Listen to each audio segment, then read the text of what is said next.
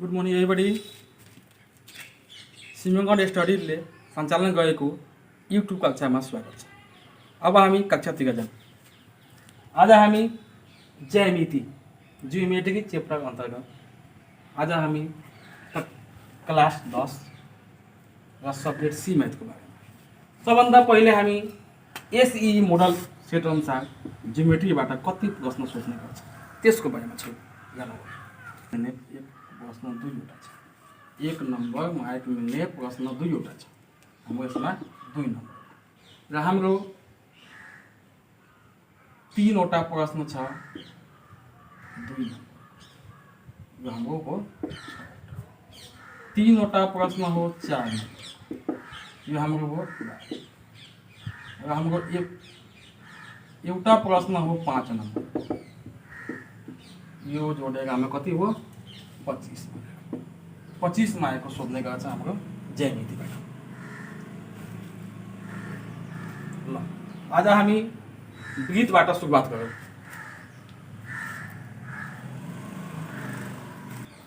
ल अब हामी ज्यामिति अन्तर्गत वृत्तबाट सुरुवात गरौँ। सबभन्दा पहिले एउटा वृत्तको चित्र बनाऊ। यो वृत्त हो। वृत्तमा सबभन्दा पहिले हामी परिधिको बारेमा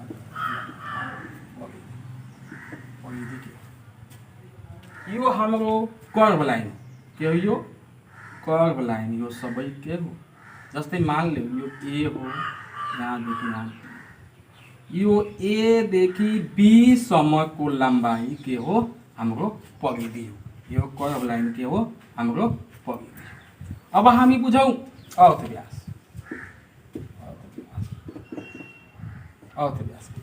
यो मान ली के हो केन्द्र बिन्दुदेखि परिधिसम्मको सीधा खिचिएको सीधा रेखालाई हामी अर्थ व्यास भन्छौँ। के भन्छौँ? वृत्तको केन्द्र बिन्दुबाट परिधिसम्म खिचिएको सीधा रेखालाई हामी अर्थ व्यास भन्छौँ। एउटा वृत्तमा जति पनि अर्थ व्यास ताने पनि सबै के हुन्छ बराबर हुन्छ। यसमा हामी यहाँ पनि अर्थ व्यास तानौँ, यहाँ पनि तानौँ।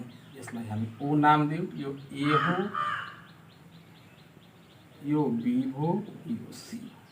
हाम्रो यसमा एउटै वृत्त हो।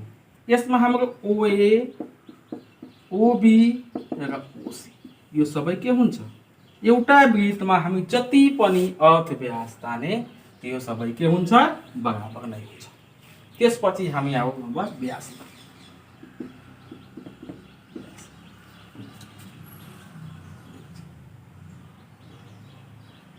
वृत्तको केन्द्र बिन्दु भएर वृत्तको परिधिको दुवै छेउ जोड्ने सीधा रेखालाई व्यास भनिन्छ। जस्तै हेर त यो यहाँदेखि यहाँसम्मको यो ए बी यो के हो वृत्तको केन्द्र बिन्दु भएर वृत्तको परिधिको दुवै छेउ जोड्ने सीधा रेखालाई हामी व्यास भन्छौँ। व्यास वृत्तमा पनि जति व्यास ताने पनि त्यो सबै व्यास के हुन्छ बराबर नै हुन्छ। जस्तै हाम्रो योलाई हामी सी र डी मानौँ। यो हाम्रो एबी बराबर सिडी हुन्छ। यसमा जति पनि व्यास तान्छौँ हामी त्यो सबै व्यास बराबर नै हुन्छ। त्यसपछि हामी आउँ अब जीवामा आउँ हामी। जीवा के छ भने हाम्रो वृत्तको परिधिको दुईवटा बिन्दु जोड्ने सीधा रेखालाई हामी जीवा भन्छौँ। वृत्तको परिधिको दुईवटा बिन्दु जोड्ने सीधा रेखालाई हामी जीवा भन्छौँ। जीवा भनेर के हो त वृत्तको यो बिन्दु ए बिन्दु वृत्तको परिधि हो, बी बिन्दु पनि के हो वृत्तको परिधि हो। यो बिन्दु हामी जोड्छौँ एउटा सीधा रेखाले, त्यसलाई हामी जीवा भन्छौँ। जीवा पछि अब यहाँ आऊ चापमा। 1 नम्बर हो, यो 2 नम्बर हो, 3 नम्बर हो, 4 चापमा परिधिको अंशलाई केही भागलाई हामी के भन्छौँ चाप भन्छौँ। यो हाम्रो के हो वृत्तको यहाँदेखि यहाँसम्म के वृत्तको परिधिको केही अंश त्यसलाई हामी के भन्छौँ चाप भन्छौँ। वृत्तको परिधिको केही अंश र चापलाई हामी डिनोट गर्छौँ एबी लेखेर यस्तो गर्छौँ हाम्रो क्याप लगाइदिन्छौँ। यो के हो चापको सङ्केत हो। ल अब हामी 6 नम्बरमा आगू। अब हामी स्पर्श रेखा स्पर्श रेखा वृत्तको बाहिरबाट वृत्तको एउटा बिन्दु छुने सिधा रेखालाई हामी स्पर्श रेखा भन्छौँ। वृत्तभन्दा बाहिर वृत्तको परिधिको एउटा मात्र बिन्दु छुने सिधा रेखालाई हामी टेन्जेन्ट भन्छौँ। यसको एउटा प्रतीक पनि छ।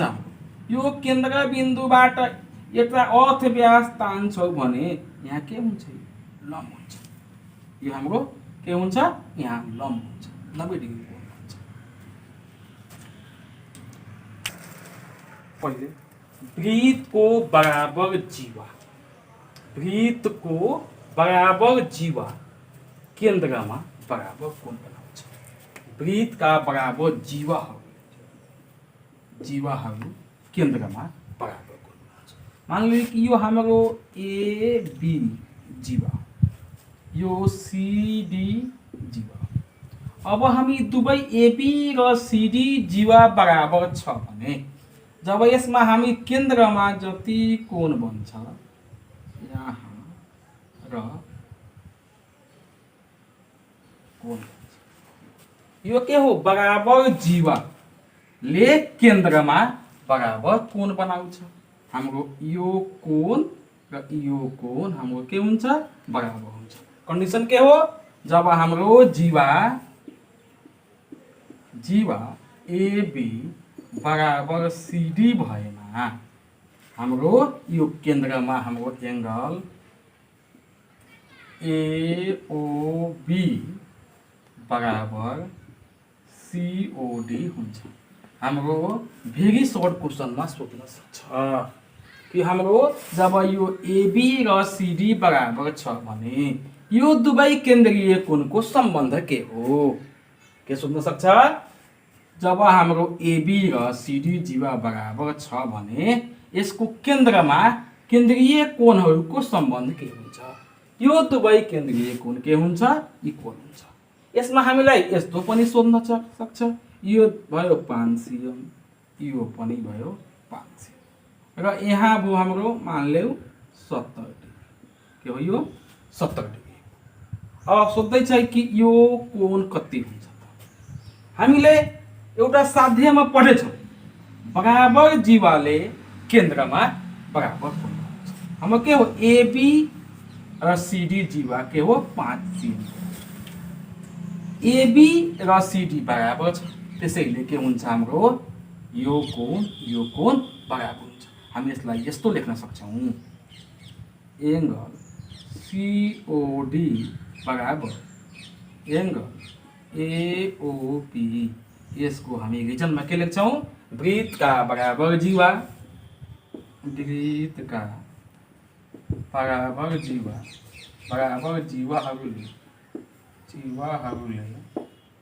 केन्द्रमा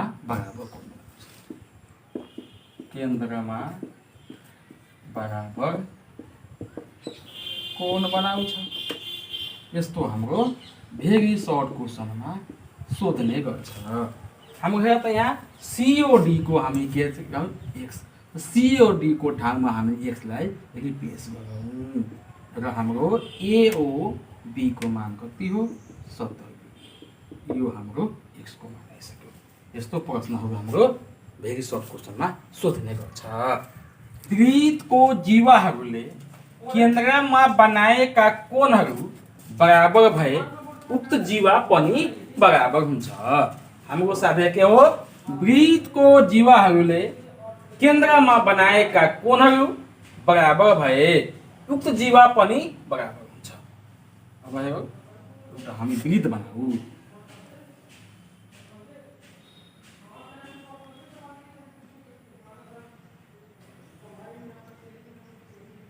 जब यो कोण बराबर भएमा के भन्दैछ, वृत्तको जीवाले केन्द्रमा बनाएका कोणहरू बराबर भएमा उक्त जीवा पनि यो कोण बनाउने हाम्रो एउटा जीवा तानिदेऊ। यहाँबाट एउटा जीवा तानिदेऊ। जब हामी केन्द्रीय कोण दुवै बराबर हुन्छ भने उक्त जीवा पनि के हुन्छ, बराबर हुन्छ। जब यो कोण र यो कोण बराबर भएको खण्डमा हाम्रो जब हामी एङ्गल एओबी बराबर एङ्गल सिओडी भए, यो हाम्रो बराबर भए हाम्रो एबी र सिडी जीवा पनि बराबर हुन्छ।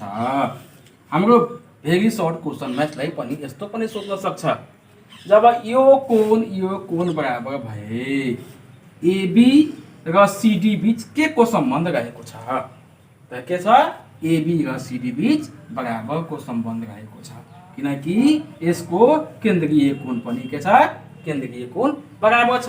यसलाई हामी यस्तो पनि हेर्न सक्छौँ।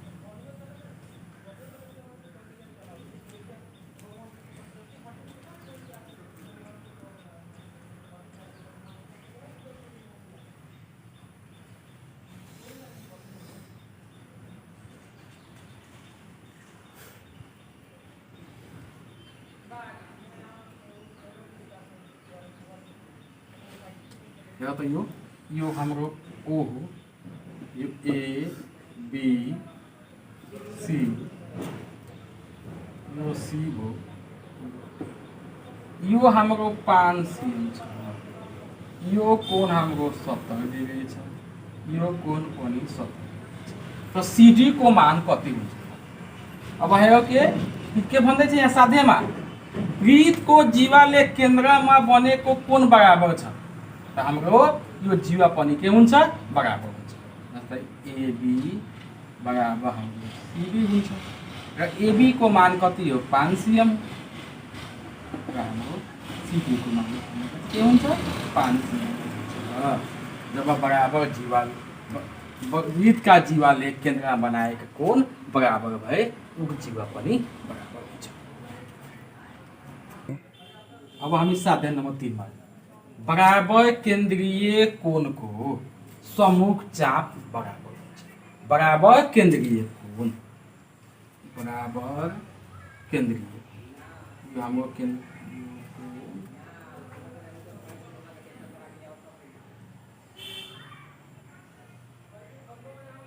बराबर केन्द्रीय कोण, यो कोण मान लो हाम्रो 80, यो कोण पनि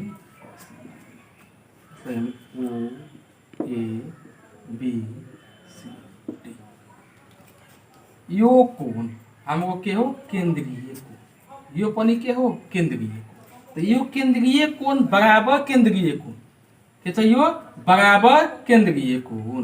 यसलाई हामी यस्तो पहिले हेरौँ, बराबर केन्द्रीय कोणको सम्मुख चाप, जब यो कोण र यो कोण जस्तै एङ्गल एओसी बराबर एङ्गल बिओडी भए यो हाम्रो इक्वल भए हाम्रो एसी र बिडी चाप पनि बराबर हुन्छ। एसी चाप बराबर हाम्रो बिडी चाप हुन्छ। अब हामी यसमा यो कोणलाई हामी 80 डिग्री गरिदियौँ, यो कोण पनि हामी 80 डिग्री।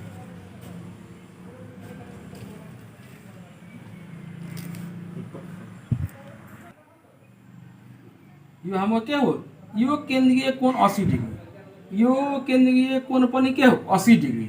जब यो केन्द्रीय कोण र यो केन्द्रीय कोण जब इक्वल हुन्छ त्यो समयमा हाम्रो के हुन्छ, एसी र बिडी चाप के हुन्छ, बराबर हुन्छ।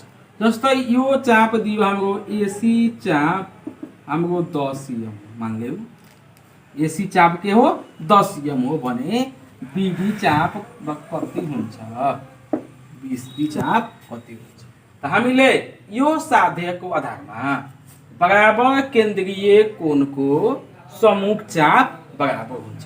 अब हामी सोचौँ यसको केन्द्रीय कोण हाम्रो बराबर छ कि छैन। यो कोण पनि हाम्रो के हो 80 डिग्री हो, यो कोण पनि हाम्रो के हो 80 डिग्री। यसको मतलब के हो हाम्रो एसी र बीडी चाप जति एसी चापको मान हुन्छ त्यति नै हाम्रो बीडी चापको मान हुन्छ। हामी यसलाई यस्तो लेख्ने एसी चाप बराबर बीडी चाप। यसको हामी कागजमा के लेख्ने बराबर केन्द्रीय कोण बराबर केन्द्रीय कोण बराबर केन्द्रीय कोण को सम्मुख चाप बराबर यो हाम्रो रिजन लेख्नै पर्छ। हाम्रो एसी को भ्यालु कति हो त 10 एम। यो 10 एम हो, हाम्रो बीडी चाप पनि 10 एम हुन्छ। यो हाम्रो तेस्रो नम्बरको संज्ञा थियो बराबर केन्द्रीय कोणको सम्मुख चाप बराबर हुन्छ। अब हामी बराबर चापले बनाएका केन्द्रीय कोण बराबर हुन्छ। के भन्दै छ यो बराबर चापले बनाएको केन्द्रीय कोण बराबर हुन्छ। हामी विलिखित बनाउने बराबर चापले मान ले कि यो हाम्रो चाप यो हाम्रो के हो बराबर चाप। अब बराबर चापले केन्द्रमा बनाउने कोण यो हाम्रो केन्द्रमा बराबर चापले से नाम देऊ ए बी सी डी ओ। बराबर चापले जब यो चाप र यो चाप के छ बराबर छ, जब यो एबी र सीडी चाप बराबर भएको खण्डमा हाम्रो केन्द्रीय कोण बराबर हुन्छ। यो कोण के हुन्छ बराबर हुन्छ। बराबर चापले यो एबी र सीडी चापले बनाएका केन्द्रीय कोण एंगल एओबी र एंगल सीओडी के हुन्छ बराबर हुन्छ। भन्छ जब हामी एबी चाप बराबर सीडी चाप भए, एबी चाप र सीडी चाप बराबर भए हाम्रो केन्द्रीय कोण एंगल एओबी बराबर एंगल सीओडी छ।